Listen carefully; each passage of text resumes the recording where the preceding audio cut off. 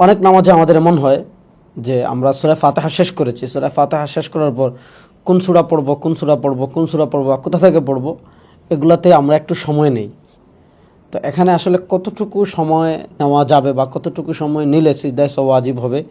এই মাসালা নিয়ে কিছু কিছু ফুকাহা কেরাম বলেছেন যে এক তাসবির কথা, কিন্তু এটা গ্রহণযোগ্য কথা না। এক্ষেত্রে গ্রহণযোগ্য মতামত হলো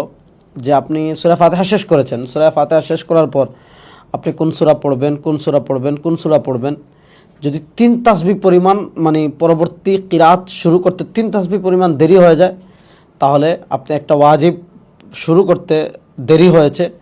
তাই ওয়াজিব শুরুতে তাখির যদি হয়, এরকম 3 তাসবিহ পরিমাণ হয়ে যায়, তাহলে সিজদায়ে সাহু ওয়াজিব হয়ে যায়। এজন্য সূরা ফাতিহা শেষ করে পরবর্তী কিরাত শুরু করতে যদি কেউ 3 তাসবিহ পরিমাণ সময় নেয়, তাহলে তার উপর